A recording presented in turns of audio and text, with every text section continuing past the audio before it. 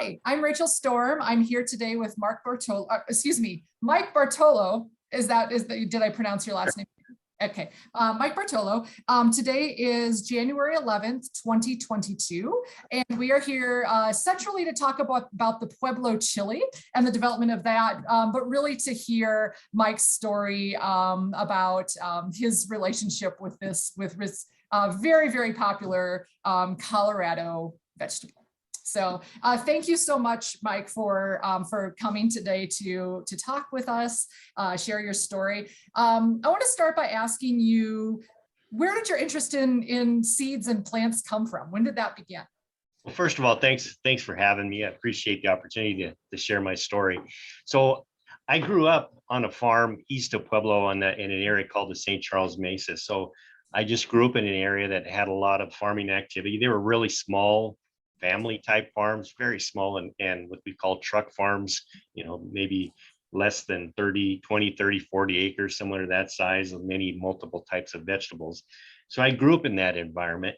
But I was always integrated and involved in that agriculture and the farm aspect. But most of all, I was just interested in science. I was just a very curious person. I remember as a young child always spending hours looking through encyclopedias. We didn't have a lot of books in our house, but we had a set of encyclopedias, and I would just go from front A to Z, going through and looking through the pages and finding whatever I could. And I would just spend hours looking through encyclopedias. And I think hopefully that's never stopped, that hunger for learning something new. And I think that was really at the root of it, is trying to understand the world around us and understanding science in general. Mm-hmm. So as a kid, did you do agriculture type activities? Were you in the FFA? Were you in 4-H? Did you do other kind of agricultural clubs or vocational education? So my agricultural formation really was based on what my experiences were with my family. I grew up in a very large family. So we spent a lot of time with all our family members doing things on the farm, but I never really was involved with 4-H or FFA. During school, I was just always involved in many types of sports, things like that. But and then I just really liked school. I was kind of an oddball, a little bit nerdy, but I did enjoy learning in school. So if I was either doing sports or working on the farm, really on my other spare time, that's really my involvement of those two things of science and agriculture became. But I wasn't involved in FFA, wasn't involved in 4-H, but again, had a lot of friends involved in that. So then when you did Colorado State seem an obvious choice for you when you getting ready to look for post high school education? So certainly as a 17, 18-year-old, as I looking back, I really didn't know what I was doing. I just was like, well, I kind of like science and I kind of like agriculture. CSU seems like a good place. I got some scholarships and other funding together, and I said, well, I can at least afford to go for a little bit. And so I said, let's go up there. And I wasn't really sure what I wanted to be major in. So I knew it was somewhere in like that. I chose a very general major. It was called bioagricultural science. So it was really heavily invested in the basic sciences and chemistry and things like that. And you could either choose the track that led you on to something like vet school or graduate school in plant science. And I think I had some very, very influential and just what I deem just great professors that were in the soils and crop area. And then I said, I really like this. And I just began studying and enjoying it more, doing internships, and that really cultivated my interest in agriculture and science further. Yeah. So then where did the decision come from to actually go into graduate school instead of trying to find a job going right into field?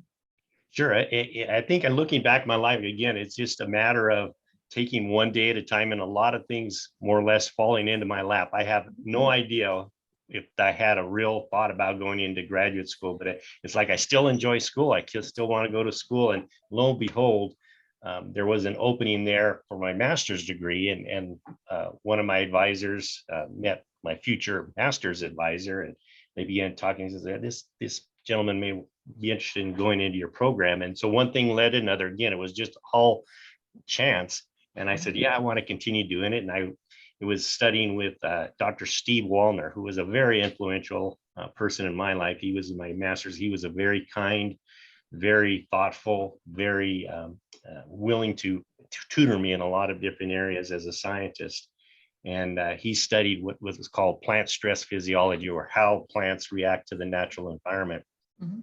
And so I did that after completing my undergraduate degree, which again, I had a great time, met a lot of people, had a lot of opportunities to do internships. So I just had this broad scope of experiences as an undergrad, and then was able to parlay that into graduate school as a master's degree. I feel like that would be very helpful for a lot of us that have houseplants. We are. Well, we do stress them out. Physiology. And I would have to admit, I am not, people ask me, what do I do with my houseplant? And I says, I'm sorry, I'm not the most best person to talk about your house. Very, very different It environment than field crops. So after doing that, you moved into a dissertation a PhD program. Sure. So after that, it was kind of the same thing, where my major professor, Steve Wallner, knew another professor, John Carter, who was at the University of Minnesota, who worked and I still speak with the Minnesota accent a little bit, since that's my influence there. So I kind of the same thing. He had an opening, they talked, and I said, yeah, I'll go to Minnesota, I'll try it out. And so I left for Minnesota, and in the again, studying plant stress physiology, was in what's called the cold hardiness lab. And it was obviously Minnesota is a great place to study cold hardiness, how plants react to stress, and particularly cold. And so I was in the lab, and I moved into John Carter's lab, and again, kind of the same person, very great tutor for me and a mentor, and just gave me a lot of opportunities to expand my interests.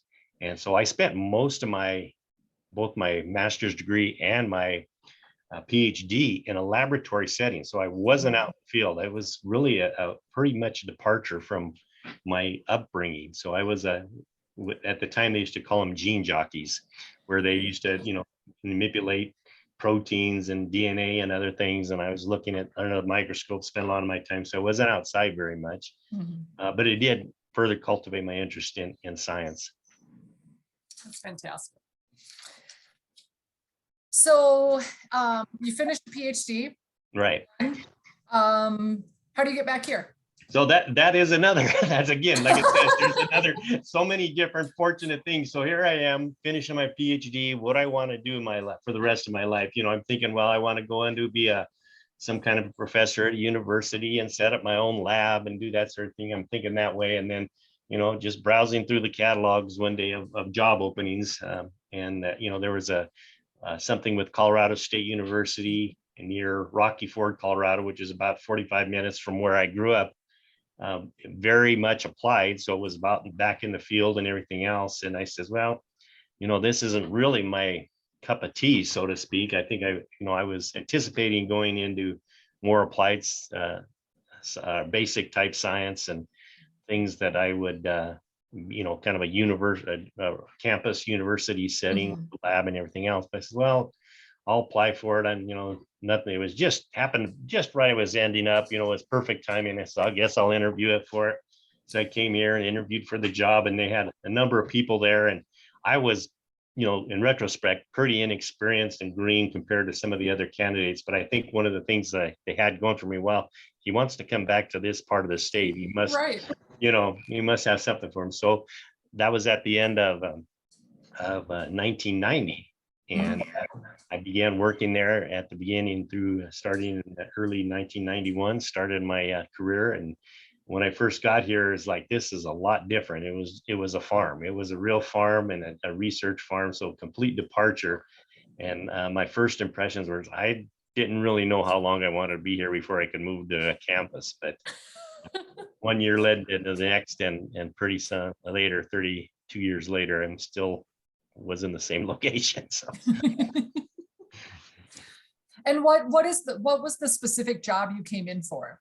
So the job was called the vegetable crop specialist. So I would be working with all the vegetable crop growers in this part of the state, but really was throughout the state, but largely in the East Arkansas Valley, which at the time were principally located in Pueblo County, east of Pueblo, and here in Otero County, in and around the Rocky Ford area. That's where the main vegetable production was growing. And there were things like chilies and melons and a lot of seed production for things like watermelon and cantaloupe and tomatoes. There was a tomato processor down here, pickles. There was a lot of different vegetable crops going, and a lot of onions. So onions were the number one crop. So I was going to be working on all those different types of crops.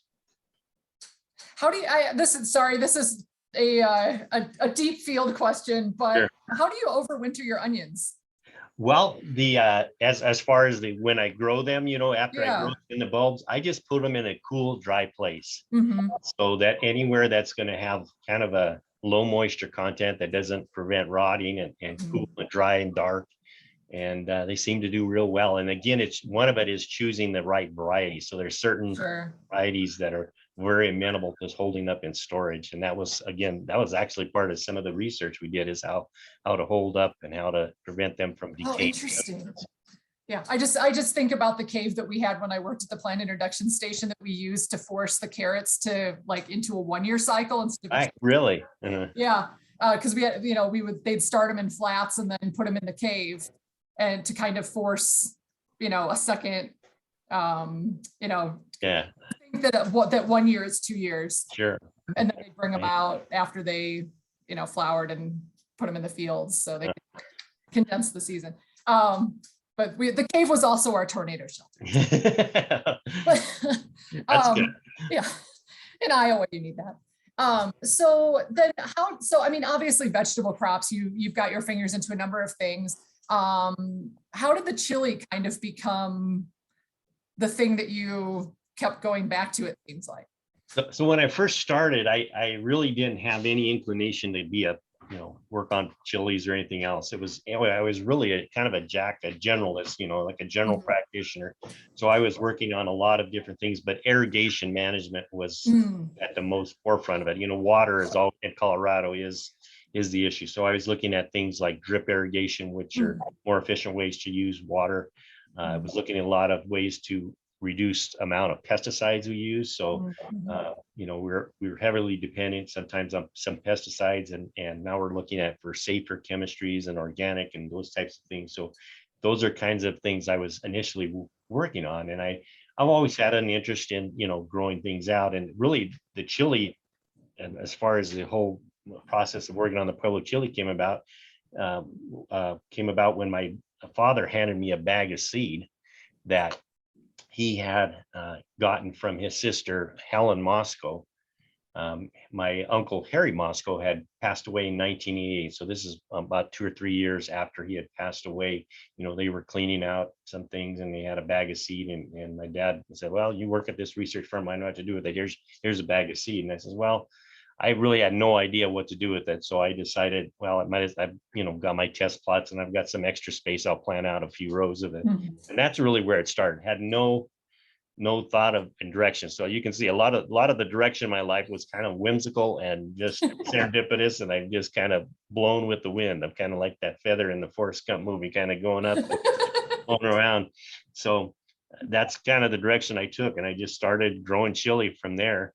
And again, had no idea of trying to be a breeder or anything. But after growing that line of chili out for a couple of years, the second year, I believe, I grew it out. I noticed there was one kind of odd chili pepper in it that was very different than its surrounding ones. And I don't know if it was an off type or mutation or cross-pollination or what it is, but it was different. And I've always, like I said, I spend time looking at the strangest things. I'll spend hours looking at little detailed things and just be fascinated with it. Ever since I was a kid, that's what I would do, just spend hours looking at little detailed things. And I just noticed that. And I said, well, I'll save the seed for next year. And that kind of began my journey, is just saving that seed from that one plant. And the next year it's a little better. And I keep doing selections, and I just keep looking at the plants and say, I like this plant better than that plant, and kept doing that for about 6 or 7 years. And then I got to think, wow, this is significantly different than what I started out with. And it has a much better yield, has some other horticultural attributes that I really like. And so that's when I began saying, maybe I can make this into a variety. And start bulking up the seed and getting samples out to growers. Yeah. So what, other than yield, you mentioned some other horticultural attributes. What were those? So it still retained kind of its, what I call it's still the feature of being pointing upwards, somewhat upwards. So the original line of chili was called the Mira Sol, meaning looking at the sun. And that had been grown in the Pueblo area for many, many generations. So still retain that characteristic. But this particular variety had much bigger fruit and it was thicker and heavier. You could pick it up and just feel it was denser. So it had a lot thicker wall to it, which made it more amenable to roasting in the typical process they used to grow it. It's not the perfect variety by any means, but it was much different. I thought, well, let's see if growers like it. And so I began giving a few of the growers. I think Carl Musso was the first person I gave a sample. He was a farmer who he was a year younger than me in school, in high school. So I gave him I think one of the first samples to try, and he liked it. And then from there, it kind of gave out to the other growers then. So then after you do kind of that first round of distribution, are you done? Do they give you feedback and then you continue to tell us that process? Well, I just start bulking it up. Yeah, they did, so I guess there's good, people started growing it, and then pretty soon, can I get some of that seed, more seed, or how do you do it? And I started growing more and more of it. And then one of the local seed companies was interested in bulking it up, and bulk meaning getting more of that seed and distributing it. And pretty soon it just became more and more infiltrated into the general community as far as being used. And it took a number of years. So this is in the early 2000s when that was happening. And then just more and more people began to grow it. And so, and along that same time, there's some other events kind of that happened, I think, that kind of spurred on its development. And one is the development of the Pueblo Chili and Frijoles Festival. And the former and our late Chamber of Commerce president, Rod Schleihoff, was kind of instrumental in getting that thing off. I remember meeting with him in the early 90s. We were talking about a way to promote Pueblo chili, and this is even before the Moscow or that one line of chili started growing. And so we kind of brainstormed, and a group of us there were there talking about the Pueblo Chili Festival. And so, we had this chili festival going on and gradually getting bigger and bigger every year. And then we had, a new variety out there, and then people became more and more interested in local foods and some of their cultural heritage associated with those types of foods. And the next thing you know, it became more and more popular, and it became, integral in a lot of different other products that people were using. And so that's kind of where it started and kept growing from there. Cool. So then the Pueblo chili itself, the chilies grown in Pueblo are not the same as a Pueblo chili, right? Well, you can, it's kind of a little bit confusing, because Pueblo chili is typically referred to kind of these Mira Sol types. Those are more the prototypical Pueblo chili types that either are that original, what I call heirloom strain of Pueblo chili, the Mira Sol type, or its successors that came along later.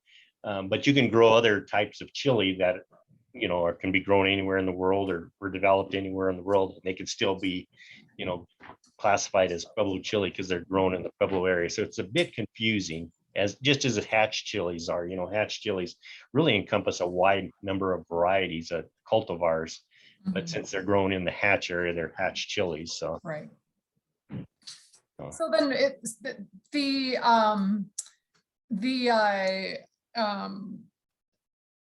the seeds, the cultivar that you have, is that something that if I wanted that cultivar, I could get the chilies and like save the seeds myself? Or is that something, would you explain a little bit of that particularly for people who are looking at this that are unfamiliar with how that actually happens? So can they save them themselves? The seed saver thing is a big thing these days. Sure. So technically they can't save the seeds. So it's that the chili that I eventually named Moscow off my in respect to my families and my uncle in particular, is what's called an open pollinated variety, means it's self-pollinated. There's not, some of the varieties you'll see are what called hybrid, which are the of two different male line and a female line that are give rise to the progeny. In this case, it's just self-pollinated. And so technically you can save it. And I say technically is because you still get some outcrossing. And so that's what leads to some interesting things. So it'll outcross, there'll be some mutations. You know, even though you don't think pepper is primarily a self-pollinated crop, you'll still see insects and other things moving pollen around. So you'll get some outcrossing. So really, if you want to get true, it's probably best to get a true certified seed source from it. But you can save the seed, but you may not always come up with the exact same thing every year, because there are some off types that may be in that. And it is a publicly released variety, so there's no, when I did it, I didn't have the my intent was just, set it free into the public. Right. Let's see what, and there's always, the question is, should you get it patented or what they call a PVP?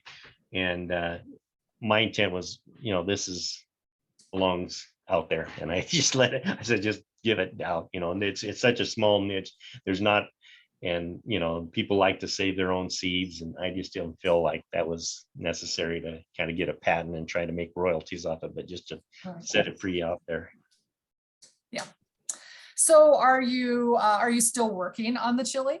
I am still working on the chili. And so that one step that I took, that one decision back in the early 90s to save that one seed, has led to over 500 different selections over the years. I kept doing that. And it's like, well, and it's like a big tree, you branch from that one variety or that one, and then the next one looks good, and out of that one, two more look good, and you keep branching and branching and branching. So over the years, I've made over 500 different selections and come up with some very diverse varieties off that original line. So you can trace them all back to that original bag of chili seed, but they're very diverse. And so I've let, the way I did things, I tell people this: if I was working for a seed company, a big seed company, I would have been fired probably 25 years ago because I let everything happen haphazardly. I kind of look at things and just, I make my selections based on what looks good here. And it's just a slow, tedious,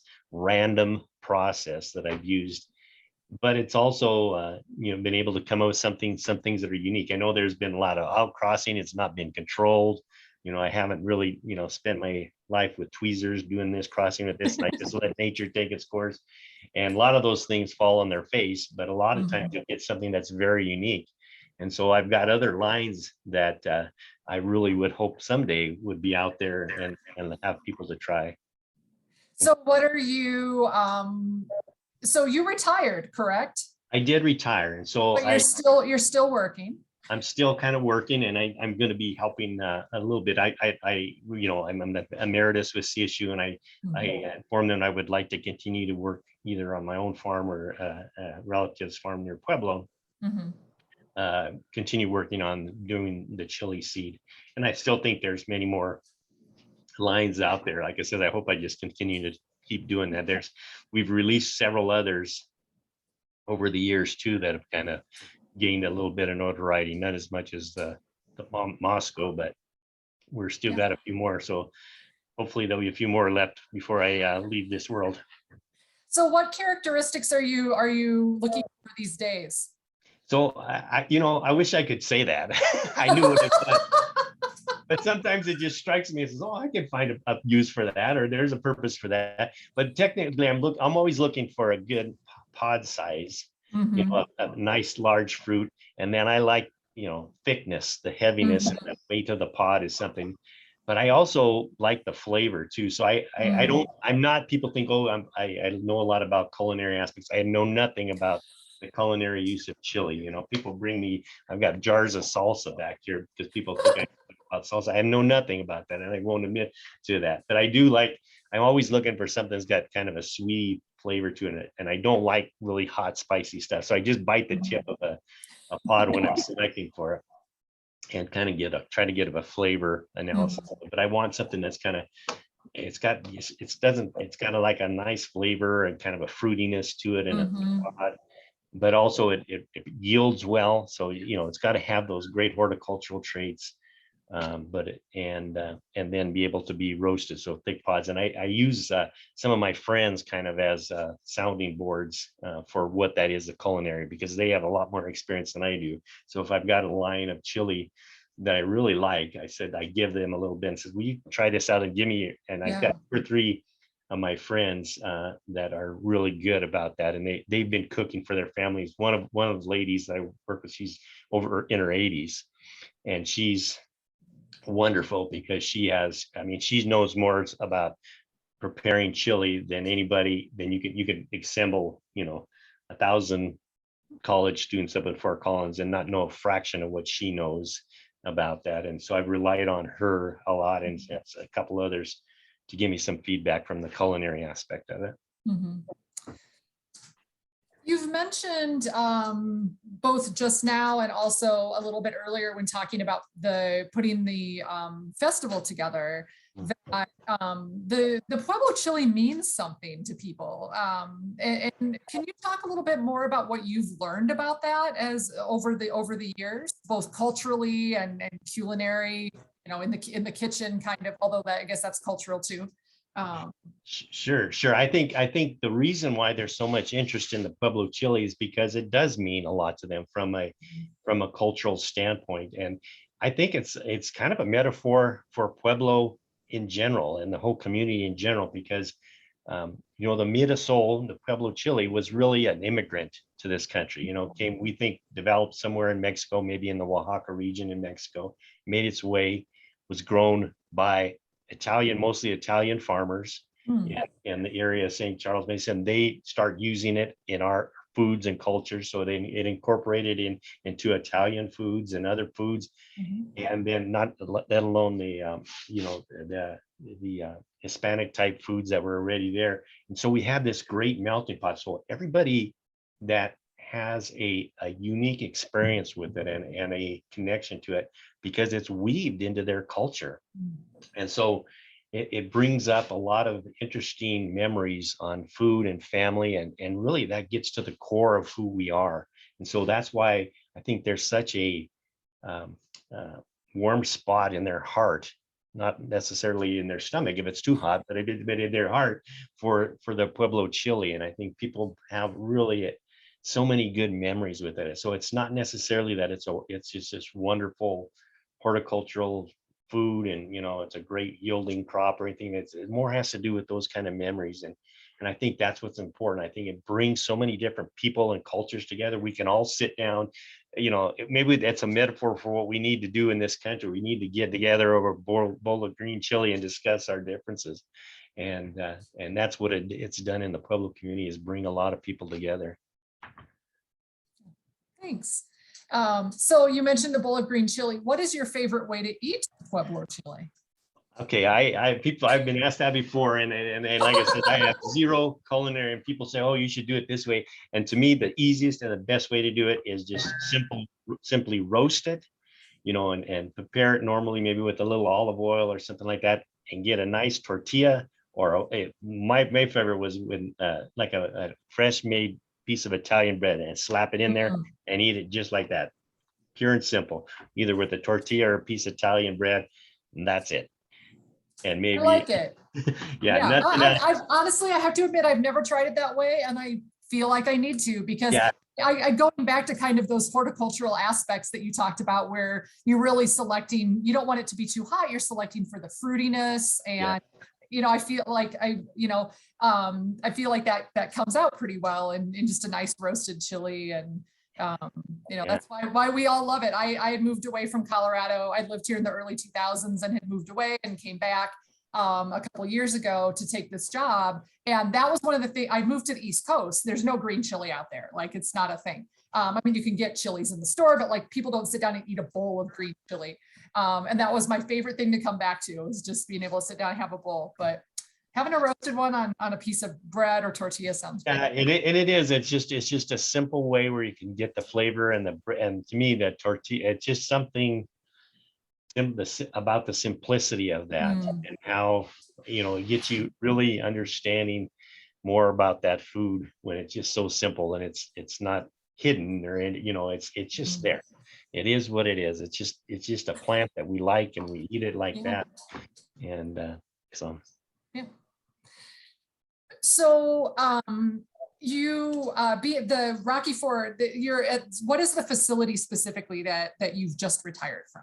So I just retired from what's called the Arkansas Valley Research Center, which is a branch research farm or facility with Colorado State University. So CSU being the land grant agricultural college has a number of these satellite farms or ranches across the state. And I'm at the one that's we're the oldest continuous run facility in the state of Colorado. So this farm has been here since 1888. So Wow. that's a long line of scientists. So I've been here for 32 years now, and I now recently retired from it. But so this is again a branch facility at the Colorado State University. Yeah, that's very old for the state. It is for Impressive, Colorado, and there's been a long, what's nice is when I got here, there was a long line of people before me that I got to know that were here. And I've got, 1 degree of interest from people going back into the 1930s, and an oral history from them that when I started, they told me about how it was back then, and this is where the horses were housed, and this is where, so there's been a lot of people that have been here before me, many, many years, 30 or 40 years. So we've kind of passed down that legacy. And that's fantastic. So is the continued focus, I mean, I'm going to guess that if it was in the 1880s, the first idea was irrigation and how to grow vegetable crops in that. Has that primarily stayed the central focus of the facility? So yeah, it's changed over the time. In the early part of the history of this facility, it was like, what do we grow here? A lot of the people had moved out from further east and they came to settle this area. They didn't know what kind of crops would grow here. And at one time there was a lot of fruit trees on this facility, and they had grew things like tobacco and cotton, and they were trying all these new crops that would see what they did here. And they settled in on certain crops that would do well in the valley. And it's still, we've kind of settled in on our crops. We're always looking for new crops. But again, the main emphasis is we're in a semi-arid area. We want to learn to use that water more efficiently. But we also want to use, it's kind of shifted now and trying to look at this more sustainable aspect of agriculture, using all of our natural resources, not just water, more sustainably, including our soil, and understanding that our soil is a living entity, and trying to do that, try to be wise with how we manage pests, so we're not relying on certain harsh chemicals, and we want to make sure that we can provide a safe and food source for future generations. And so it's changed a lot. And then of course now there's going to be new technologies, and I think that's what's exciting. We're seeing this advent of a lot of new technologies in agriculture. So what have been the major technological changes at the station over the last, over your career? So yeah, so there's, of course, there's just new types, what I call new types of chemistries and how we control pests. So before, when I started, there were some pretty harsh chemicals without thought to how that affects the environment or some of the other organisms that are out there out in the field. So we're now looking at chemistries that are really, more targeted and don't have any environmental repercussions, and certainly take into account kind of this whole biological atmosphere that we have, the predators and the soil microorganisms and all these types of things. So they're take that into account. We also have to understand of how we need to build up our soil structure with organic matter. And so we've got a lot of new sensors and new ways to monitor that. So, some of the technological advances have been in just on how we monitor that. Yeah. Before we used to pick up, go out and stick our hand and our shovel in the soil and try to gauge how much water is it. Now we have these sensors, and we can use things like drones and satellite images, and we've got GPS to guide our tractors so we're more precise. And we've got a lot of technological advances with the equipment that help us reduce the amount of physical human labor out there. So those are the new things that are kind of here and starting to be on the horizon. That was going to be my next question, was what's on the horizon? I mean, you're still actively breeding, even though I'm going to use retired. And so what do you see? I mean, you've just kind of talked about where the trends have been going. What's the station going to look like in 20 years or 30 years, do you think? Well, that's a good question. I think you definitely will rely on more technology, and I think there'll be things like auto driving tractors and more machines and artificial intelligence to help us do some of these other labor intensive tasks. But I also see technology as a way to bring us back around to our connection to the land. And I think this is something I think take for granted, meaning the society in general, has gotten further and further from their agrarian roots, from their ability to understand where our food comes from, is technologically can help us link us back to that. In the case of being able to be there and really understand what's going on with our food system, farmers being able to directly connect to their consumers a little bit more and converse with them about what their situation is. So that's what I'm hoping anyway. That's my hope, is that we'd use that as a tool for not just making us more separated and more growing up in a world that we're sterile and have produce our food under these sterile conditions under everything else like that. It's just how to connect us back to the land. And I think once we do that, we can have increase a general appreciation for agriculture and other things from the general public. I think that's what we sorely missed in this culture, and it's particularly in this state of Colorado, which has experienced so much growth and at the expense of agriculture. And I think we need to come around and use technology to better understand our connection to the land and our natural resources, and of course, agriculture. That's fantastic. Thank you. Yeah, you're welcome. Let's see. I had a question that popped up and I was like, just wait. And I can't remember it. That's what I wanted to ask. I'm kind of like, things kind of are randomly popping into my head as Okay. you're chatting, bringing up thoughts.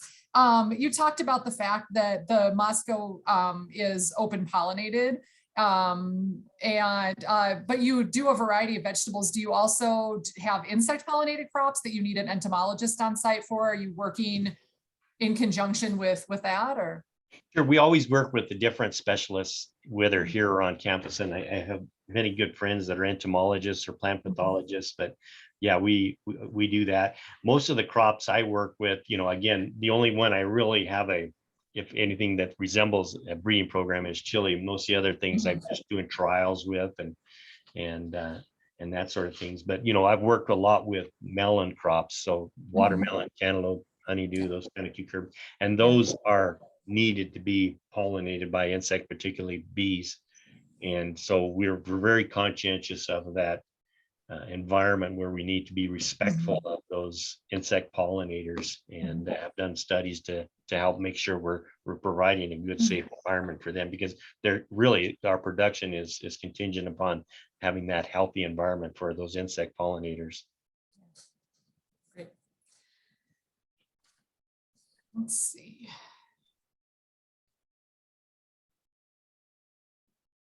So with being Rocky Ford, I guess in really diving directly into learning about the history of Colorado agriculture when I got here a couple of years ago, it seems that Rocky Ford is kind of the vegetable center of the state. When I talk about history, I always talk about it's Swink and the Watermelon Festival, and showing, we have some great images at History Colorado of just mountains of watermelons for Watermelon Day at the Arkansas Valley Fair. Are you connected to the Colorado State Fruit and Vegetable Growers Association? Is that something that is a big part of your career, of your community connecting? Yeah, that was actually, I wrote the initial proposal to develop that organization, but with several of my colleagues, including a gentleman by the name of Adrian Card, and one of the major growers in the state, Robert Sakata, that really helped form it. And I'm currently still remain on as a board of directors for that particular organization. But that was when I initiated that I think the proposal came out in 2011, and about 2 or 3 years later, we actually formed the organization. The intent was is that we need to start working together, meaning the producers in the state, to really tell our stories and to work about it. You know, growers have historically been very independent. You know, they like to be farmers because they like to be left alone. You know, they want to do their own thing. They want to be out in their work on the outside, and they don't want. But we began to understand that we need a platform where we can share our concerns about certain things that we have in common, whether you're a peach grower on the western slope or a lettuce grower up in the Brighton area, or an onion grower or a potato grower in the San Luis Valley. There's so many diverse types of growers, but we share some common interests. And so that was the rationale behind getting behind the Colorado Fruit and Vegetable Growers Association. And so it's been a great organization because it's helped us address some of these important issues, which are really things like labor, food safety, and water. Those are some of the big things. And then trying to improve our business. You know, it's just so hard in Colorado. You know, the industry has changed so much, and not always for the good, because of this constant threat we have from growth. And you know, people don't understand that. You know, we have politicians and other people always promoting growth and jobs and everything else. They don't see what the downside of that is. And I've seen it. I can look outside my window and I can see the cost of that. Is that you know, municipalities need water. They'll come in, buy lots of water, and they'll leave this community devastated. And that's what they've done just to kind of subsidize this growth we've seen along the Front Range. So we have this fruit and vegetable growers organizations to help us kind of get together, to tell our story, to work together. And we now have the technology to kind of get, whether you're 250 miles away, we can communicate. We have we've been doing Zoom meetings for years now, before it became the trend thing, because we don't have to travel, but we can get growers all over the state together. And it's been a great organization. So is it kind of a twofold in that you work together to represent yourself to like the state legislature and to the public to communicate outward, but then do you also do inward communication, like short courses or other types of internal education or sharing of information? Is it kind of a twofold? It is exactly that. So we've got a component where we educate our growers. We meaning Colorado State University, people in research and extension can use that as a vehicle to deliver things about food safety or new technologies like drones or GPS or other things like that. And so we use that as an educational when we have our meetings and our conventions. We do that to kind of provide it, but we also, as a two-way thing where we can come together and say, hey, this is our issue. An example of that was some issues we've had with food safety, and how do we come together as an organization and develop really good and meaningful plans that's going to help the industry and really take into account everybody's situation in the state. So that's been done with a couple of things, and more recently was one on what's called Senate Bill 87 with a labor issue. That was a big, very contentious thing, and the fruit and vegetable growers and organization was able to weigh in on some issues that pertaining to that. So how big is the fruit and vegetables growers? I mean, you mentioned places all over the state. How big is the network? So there's a network. There's representatives from the state from all over the major growing areas. So there's our president is Bruce Talbot now, who's a peach grower in the Palisade region. We have an onion grower on the western slope as well, and then we've got several people in northern Colorado that are on grow potatoes and onions and things like that. We've got growers here in the Arkansas Valley that are melon growers and chili growers.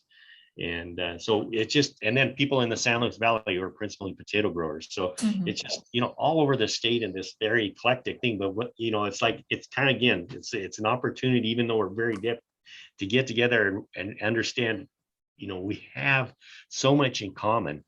And again, it's just an example of how we, sometimes we don't think we have a lot in common, but we do. And when we do that, amazing things and amazing friendships and partnerships develop out of that. So there's probably about 60 or 70 that are confirmed members, and probably another that many, 80 or 90, maybe up to 200. We usually have about 200 people, 250 people at our annual conference every year.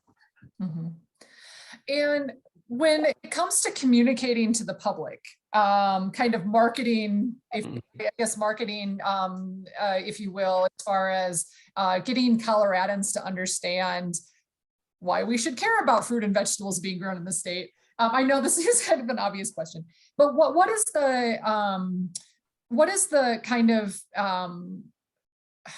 what do Coloradans need to know, or what do you find that they're surprised by when they hear about your organization, where you would expect them to not be surprised, but maybe they are? So I'll first off by saying that, the Colorado Department of Agriculture has done an absolutely wonderful job on understanding and kind of bringing it. They're also an integral part of agriculture in this state, and bringing that message. And they have a program called Colorado Proud to bring up, a more awareness of this. But yeah, we very much need to do that, and it's always a constant challenge, because I'm always not taken aback, but sometimes surprised when I'll talk to people that have lived in the state for a lot of years, don't even know where these areas of the state are, where Rocky Ford or where Palisade is, or and it's like, well, I understand that, everybody's got their own world, and they're worried about, making their house payment and their kids and everything else. So, we can't expect people to know everything about all around the world. But I think it's so important with our culture and our history is understanding agriculture and having appreciation for it, and understanding that everything we do has repercussions in agriculture.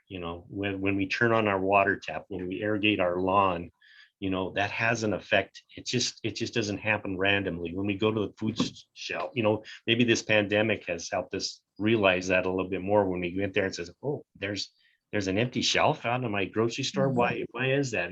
So maybe it's gotten people to think a little bit more about where their food comes from, and that sort of thing. So I'm hopeful that this trend will continue. And I know it's an uphill battle that with the Colorado Department of Agriculture, the growers organizations like the Fruit and Vegetable Growers Association, and work we've done with Colorado State University. It'll be a concerted effort to try and get people to be more aware and more appreciative of that, because we like going out to the country and seeing open space, and that agriculture provides that as well.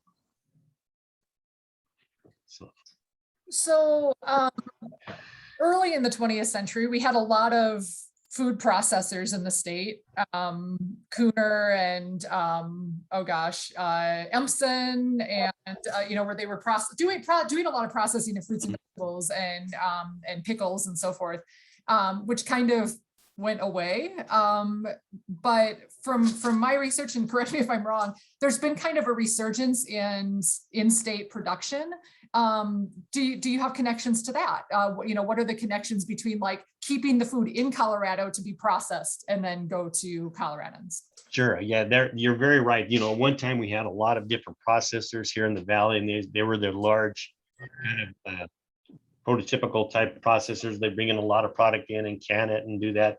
And so those went away. There's been a lot of consolidation in the industry. Some of that might have migrated overseas, from labor, a lot of moving parts, a lot of issues affecting that. But now we're starting to see, maybe a little bit of a resurgence where people really want to get connected to the food. So there's opportunities for, not these large plants like we used to see, and bringing in tons of vegetables, but doing smaller scale things, more connected, on a local level to, processing. And there's a number of people that are making different types of salsas, or, an example of Pueblo chili. I think there's a cheese there's a cheese company that incorporates it into cheese. There's a sriracha maker that makes it into, sauces, and there's a beer maker that incorporates it into beer. So these aren't, large brands, but they're all doing little bits and pieces, again, that increase and make that bridge between the general public and their locally produced crops. Yeah. You said you have a wall of salsa that people keep bringing you. What is the weirdest Pueblo chili thing that someone's given you, or the weirdest Pueblo chili thing that you've seen out there? Oh gosh, I don't know if there's nothing weird with Pueblo chili, but what is it? I think there was I think there's been candles with Pueblo chili Oh, incorporated. that's interesting. Yeah, that's I've seen that. There's one of my friends makes a great. I mean, these are all good. There's Yeah. spaghetti sauce. There's pastas that have it incorporated into it.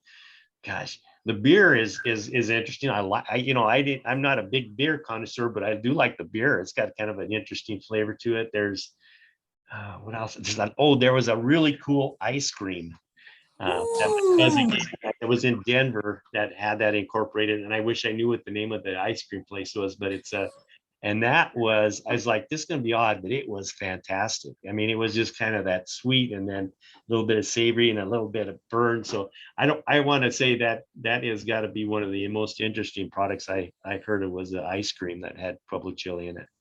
That's fascinating, because my first thought is like, ugh, but also I think about like chili rellenos, Yeah, and they're stuffed with dairy, and right. ice cream is but that's now see, now I'm in Denver and I love ice cream, so now I'm on a mission. Yeah, I'll have to find what the name of that because it was in there. There's a chocolate manufacturer in Boulder that Ooh, is incorporating Pueblo chili. So that is another cool product. That's kind yeah, of the same way. It's an interesting mix of flavors, but you kind of say, when you first think about it, but when you eat it, it's just great. It's just really complex flavors. that's amazing. Well, we've covered a lot of topics. Is there anything that I haven't asked about that I should have? No, I think so. I just want to make sure everybody understands that, the Pueblo chili is not about any one person, and not certainly not me. I see it as kind of this whole kind of it covers a lot of different people that made tremendous amount of sacrifice. When I think of Pueblo chili, I think of my grandparents, and there's many other families that have this similar experience where they left their country of origin. And in my case, it was from Italy with nothing, and they set out to this country with trying to scratch out a living, and that gave us, they were just as smart as I was, and much smarter probably, and they just didn't have those opportunities that they subsequently later provided for us. So I think it's behooving on us to understand where we came from, and make sure we have opportunities for future generations. And it may not be farming, may not be anything, but I think it would be such a tragedy if future generations didn't understand that story and didn't have a connection to the land. And that's what I fear in Colorado, is that we're, with all the growth and just movement towards urbanization that we have, that we're going to lose our connection to some very fundamental things that are dear to us as human beings, and as organisms in this planet. Just understanding our connection, and a need to be associated with water and soil and seeds. And so that's what I like to believe, is that I appreciate, and every time I think of the Pueblo chili, I think of my grandparents and the sacrifices they made to give me the opportunity to go to school. They didn't even have much education, but they gave me an opportunity, and that's what I think we need to pass along. We have a wonderful opportunity.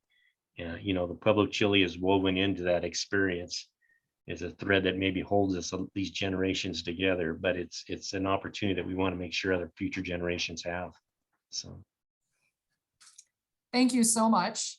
I'm going to end the recording because I have a couple administrative things to chat with you about. But again, thank you so much for sharing. Thank you for being our conduit to the Pueblo chili. well, thank you for the opportunity. It was my pleasure.